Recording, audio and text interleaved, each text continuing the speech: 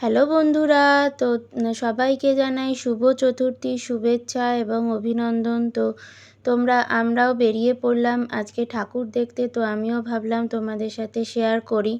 তো এইটা হচ্ছে নবোদয়, রাজডাঙ্গা নবোদয় সংঘ ঢোকার আগে একটা পুজো হয়, তো সেই পুজো। তো এটাও খুব সুন্দর হয়েছে প্যান্ডেলটা, তো সেটাও একটা তোমাদের সাথে শেয়ার করে দিলাম। তো এইটা হচ্ছে রাজডাঙ্গা নবোদয় সংঘ। তো এটা হচ্ছে তোমার পুরো টিনের তৈরি করেছে, টিন দিয়ে, মানে থিমটা আমি ঠিক জানি না কি থিম হয়েছে। তো তোমরা যদি যারা যারা দেখছো বা যারা যারা জানছো, তো তোমরা প্লিজ একটুখানি আমাকে জানিও যে এটা কি থিম হয়েছে। তো আমি এটা জানতে পারিনি কি থিম হয়েছে।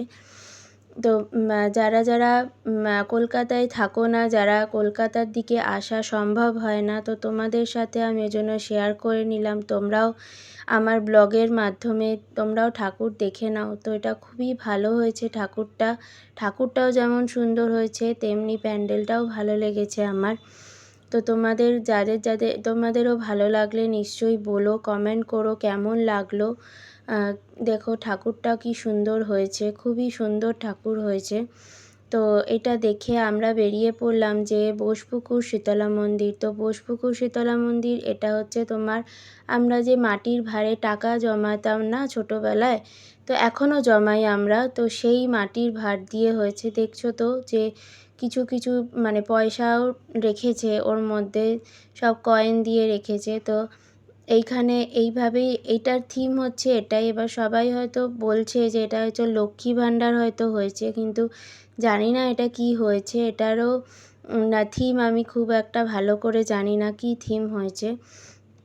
তো আমার খুবই ভালো লেগেছে তো এই থিমটা। তো কেমন লাগছে তোমরাও জানিও।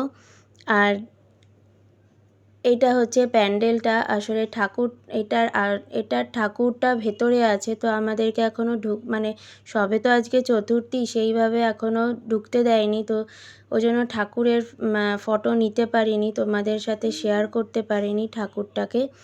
তো যাই হোক, এই প্যান্ডেলটা এইরকমভাবেই হয়েছে, খুবই ভালো লেগেছে। তো চলো এবারে চলে যাচ্ছি যে এটার পরে এখন দাঁড়িয়ে আছি। তো আমরা এখন গাড়িতে উঠবো বলে, তো আমরা এখন চলে এসেছি বালিগঞ্জ কালচারাল অ্যাসোসিয়েশন। তো এটা আরশিনগর থিম করেছে। তো এখানে হচ্ছে এই যে ছোট ছোট কাচের মতন, মানে খুবই সুন্দর করেছে, এর মধ্যে লাইট জ্বললে আরও ভালো লাগবে দেখতে। তো ভেতরটা এইরকম করেছে। তো ঠাকুরটাও খুব সুন্দর করেছে, দেখো ঠাকুরটা এতটাই সামনে ভিড় যে আমি সেইভাবে ঠাকুরের মানে যেটুকু পেরেছি সেইটুকু তুলেছি। তো তোমাদের কেমন লাগলো বলো। আর আমার এই ঠাকুর দেখার ব্লগটা ভালো লাগলে লাইক কমেন্ট শেয়ার করো।